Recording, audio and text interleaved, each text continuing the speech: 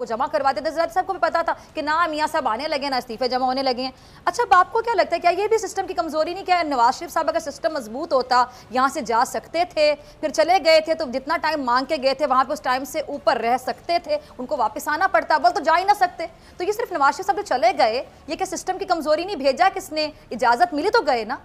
वो बीबी मैंने क्या कहा आपको भी, ये पूरा निजाम एक ऐसे जाल की मानंद है जो मगरमच्छों को नहीं पकड़ सकता, उसमें सिर्फ मछलियां आती हैं। सही। तो फिर इमरान खान मैं साहब, मिसाल देके हटाऊं तो उसका क्या मतलब है? ठीक है। अच्छा, तो इमरान खान साहब ये जो नारा लगाते हैं कि हम एनआरओ नहीं देंगे, हम तो फिर अपने नारे चेंज कर लें भाई। अब आप कहो ना, एनआरओ की तो 1001 किस्म है। हमारे प्राइम मिनिस्टर के दिमाग में पता नहीं किस किस्म का एनआरओ है। एनआरओ तो हर बार एक नया जन्म लेता है भाई। अभी तो आप कह रहे हो बैठे हैं बाहर, बुलाओ। लेकिन कल कोई अरेंजमेंट ऐसा हो जाए, अरेंजमेंट, और उसको पैगाम जाए कि आपने परसों वजारत उज़्मा का हलफ उठाना है। देखो सारी बीमारियां पीछे छोड़ के कैसे पहुंचते हैं। तो इस तरह का कोई पहली बार तो नहीं आप तमाशा देख रहे हैं ना। कैरेक्टर्स तक तो वही हैं। ठीक है, it's the same prime minister, was thrown out, was kicked out, या जिसने मिन्नत तल्ला करके जी जान छुड़ाई थी, फिर आ गया, फिर तीसरी बार वजीर आजम। आज क्वालिफिकेशन ये हो गई है कि 3 बार का साबिक वजीर आजम। तो क्या बात करनी, ये एक सर्कस है। ये मुतजाद चीजों का, कॉन्ट्रडिक्शंस का एक गंदा ढेर है।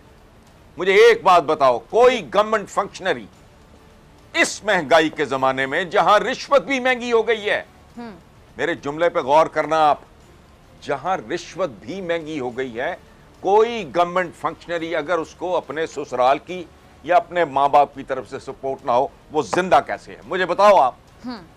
अंधे हैं, दिमाग काम नहीं करते। आपको प्राइवेट बिजनेस की भी इजाजत नहीं है अगर आप सरकारी अफसर हैं। कैसे जिंदा हैं जी, मुझे बताएं। हाई प्रोफाइल स्कूल्स में बच्चे पढ़ रहे हैं, बैरून मुल्क दौरे भी हो रहे हैं, वेकेशन पे भी जाया जा रहा है, लाइफस्टाइल भी ठीक ठाक है। तनख्वाह पूछो कितनी है? किसी चीफ सेक्रेटरी की सैलरी पता करो, पर्क्स प्रिविलेजेस को अलग रख दो। सही कि घर मिला हुआ है, नौकर मिले में फलाना, बस यही है। फीसें भी मिलती हैं, इलाज मुआवजा। यार को खुदा का खौफ करो। ये तजादात का, नंगे तजादात का ढेर है। सही सही। इसमें बुनियादी जौहरी तब्दीलियों की जरूरत है। जब तक वो नहीं आएंगी, कॉस्मेटिक तब्दीलियों से यहां कुछ भी नहीं होगा। ठीक है। अच्छा, मेरा तो आज ये ओपिनियन। ठीक है। अच्छा, मेरी तो जिंदगी के वो 24-25 साल जाया हुए। जी जी। सो आई हैव रीविजिटेड कि ईमानदार बंदा हो, थर्ड फोर्स हो, वो सारे शौक कुदरत ने मेरे पूरे कर दिए। नतीजा ये। ठीक है जी। अब नतीजा क्या हसन निसार साहब? हम मायूस रहेंगे, डिसअपॉइंटेड रहेंगे, यानी अब हम किसी से उम्मीद ना रखें। अब रोटी कपड़ा मकान, फिर इस्लामी निज़ाम, कभी शराफत की सियासत, कभी सबसे पहले पाकिस्तान, फिर तब्दीली तब्दीली तब्दीली, बनने से लेकर आज तक चेहरे नारे तब्दील हुए, लेकिन पाकिस्तान, पाकिस्तानियों की हालत बिल्कुल नहीं बदली, बल्कि अगर मैं कहूँ कि पहले से भी ख़राब हो गई तो गलत नहीं होगा, पगड़ी करेंगे। तो अब हम क्या करें? मतलब मायूसी हाल था, अब आप भी मायूस हो जाएं, हम भी मायूस हो जाएं, उम्मीद रखने वाले मायूस हो जाए, क्या करें फिर? क्या आपको समझ आता है? कि पाकिस्तान की हालत तब्दील नहीं हुई या बद से बदतर हो गई? नहीं जी, क़यामत आ गई है।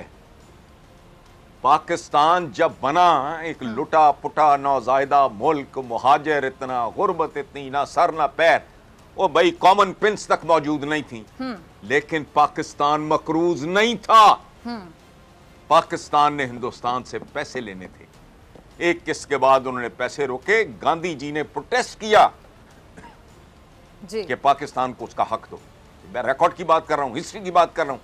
आज पाकिस्तान का वो बच्चा भी मकरूज है जो अभी पैदा नहीं हुआ। बद से बदतर नहीं हुए। अच्छा, ये गहरी बात, जो पैदा नहीं वो भी अब मकरूज रह है। गई मायूसी। मुझे एक बात बताएं, आज तक तो कोई साइंटिस्ट जो है मौत का कुछ नहीं बिगाड़ सका। जिंदगी में कौन इस तजर्बे से नहीं गुजरता? सही। जब डॉक्टर्स का पूरा पैनल किसी को बताता है कि जी आपकी वालिदा या आपका वालिद या शौहर या बीवी या जो भी है कि जी अब हमारे बस से निकल गया है, दुआ करें। मायूसी ये इस तरह के जुमले जो है ना, ये रियलिटीज हैं इर्द गिर्द। मैंने एक जुमला आपकी खिदमत में पेश किया है, रिश्वत भी महंगी हो गई। आम आदमी का हाल तो पूछें। बिल्कुल। तो मायूस शायूस ये कुछ नहीं होता, हालात होते हैं। आप डीप सी में भंवर में फंस जाओ, पतवार आपके हाथों से निकल जाएं, पेंदे में सुराख हो जाएं, तो फिर भी कहें आप मायूस ये क्या बात? तो हसन साहब एक और सवाल ना, फिर एक लफ्ज है, ठीक है, आपकी बात से मैं टोटली एग्री करती हूँ, लेकिन रियलिटी है इसलिए होती है। ठीक है हसन साहब, आपकी इजाजत से देखें, अगर भंवर में कोई फंस जाता है, मुश्किल से मुश्किल सिचुएशन में आपने भी अनअवॉइडेबल, अच्छा थे हसन साहब, करतूत होते हैं। और ये इस मुल्क का प्रॉब्लम ये है कि अशराफिया और अवाम दोनों में कंपटीशन है कि हमने अपने मुल्क को कमजोर और खोखला कैसे करना। अच्छा, कहीं सिर्फ एलीट करप्ट होती है, अवाम अच्छे होते हैं, कहीं अवाम गएगा उसमें तो वो एलीट आ जाती है, कुछ चुएं लाइट टाइप को मौजे तुंग टाइप ये वो वगैरह। सही। तो इधर मुझे तो नहीं, अब आप मायूसी का ताना तमगा है, मुझे भिजवा दें आप। अच्छा हसन साहब, मायूसी जितनी भी हो, मायूसी जितनी भी हो, आपने भंवर की बात की, वो क्या कहता है? जी जी जी, मैं हकीकत पसंद आदमी हूं, और अब भी अगर मुझे समझ ना आए जी, 26 साल झक मारने के बाद भी अगर मुझे समझ ना आए जी, फिर तो मुझे अपने मुंह पे थप्पड़ मारने चाहिए। अच्छा हसन साहब, मायूसी की बात आपने कोई कसूर किसी का नहीं है।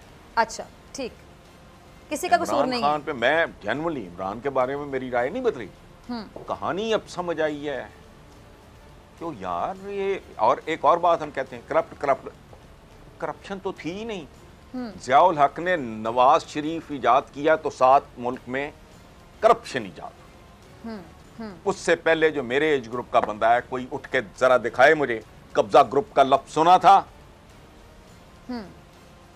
किसी ने लिफाफा जर्नलिज्म की इस्तिलाह सुनी थी? ये वो लोग हैं जिन्होंने इंस्टीट्यूशनलाइज किया करप्शन और उसको वे ऑफ लाइफ में तब्दील कर दिया। कोई कम तोलता है, मिलावट करता है, झूठ बोलता है, सही, रंगे हाथों पकड़ा जाए तो वो जवाब ये देता है कि जी असी अपने बच्चे नहीं पालने। ये तो जवाब है। सही। अच्छा, बेशर्म लोगों की हर रोज पंजाब फूड अथॉरिटी वो फैक्ट्रियां पकड़ती है जहां जाली दूध बन रहा होता है। वो तुम तो अपनी नस्लें मार रहे हो। उजड़े पड़े हैं आपके स्कूल। ये चंद हाई प्रोफाइल स्कूल छोड़ दो, बाकी क्या है?